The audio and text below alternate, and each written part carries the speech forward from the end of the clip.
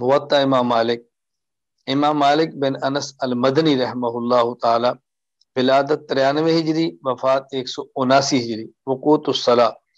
वबिही काला हद्दसनी अल-लैसी अन मालिक इब्न अनस अन इब्न शिहाब अन्न उमर इब्न अब्दुल अजीज अखर सलात यौमन फदखल अलैहि उरवत इब्न ज़ुबैर व अखबरहु अन्न अल-मुगीरत इब्न शुअबा अखर सलात यौमन बिल कूफत फदखल अलैहि अबू मसऊद अल-अंसारी रज़ियल्लाहु अन्हु फ़क़ाल मा हाज़ा या मुगीरा अलैसा क़द अलिमत अन्न जिब्रील नज़ल फसल्ला रसूलुल्लाह सल्लल्लाहु अलैहि वसल्लम सुम्मा सल्ला फसल्ला रसूलुल्लाह सल्लल्लाहु अलैहि वसल्लम सुम्मा सल्ला फसल्ला रसूलुल्लाह सल्लल्लाहु अलैहि वसल्लम सुम्मा सल्ला फसल्ला रसूलुल्लाह सल्लल्लाहु अलैहि वसल्लम सुम्मा सल्ला फसल्ला रसूलुल्लाह सल्लल्लाहु अलैहि वसल्लम सुम्मा क़ाल बिहाज़ा उमिरता।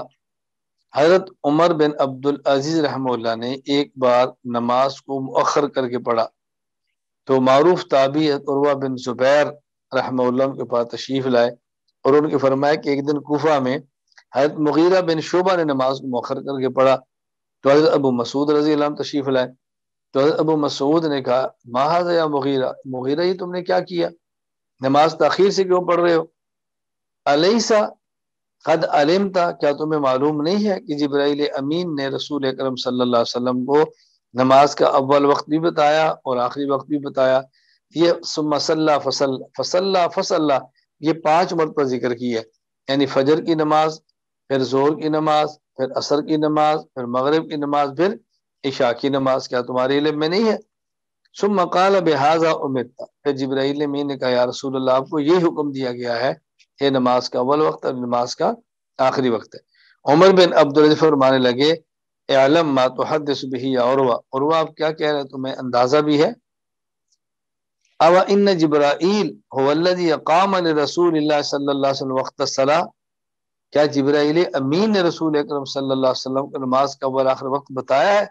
और वह फरमाने कि कज़ालिक काना बशीर बिन अबी मसूद अंसारी युहद्दिसु अन नबी, फरमाया बिल्कुल इसी तरह हद बशीर ने अपने वालिद अबू मसूद अंसारी रजी अल्लाह तआला अन्हु से बयान फरमाया, यानी रसूल अकरम सल्लल्लाहु अलैहि वसल्लम को अव्वल वक्त और आखिर में जिब्राईल अमीन ने बताया। जो बात मैं कह रहा हूँ यही बात अबू मसूद रजी अल्लाह तआला अन्हु फरमाते थे।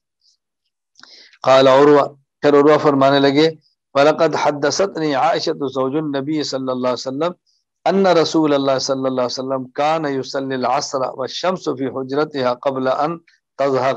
हजरत उम्मुल मोमिनीन अम्मी आयशा रज़ी अल्लाह ताला अन्हा ने बयान फरमाया कि रसूलुल्लाह सल्लल्लाहु अलैहि वसल्लम ने असर की नमाज ऐसे वक्त असर की नमाज पढ़ा करते थे जबकि सूरज की रोशनी अभी उनके हुजरे में होती थी और अभी ऊपर नहीं चढ़ी होती थी।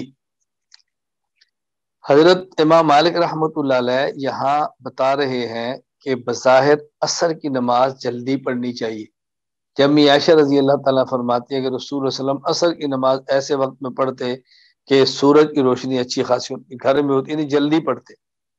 हालांकि ये इमाम मालिक का इज्तिहाद है और हम इमाम मालिक की कदर करते हैं, मोहब्बत करते हैं, अकीदत करते हैं, एहतराम करते हैं, लेकिन इज्तिहाद में हम हजरत इमाम अबू हनीफा रहमतुल्लाह के मज़हब और इज्तिहाद पर चलते हैं और उनके इज्तिहाद को तरजीह देते हैं।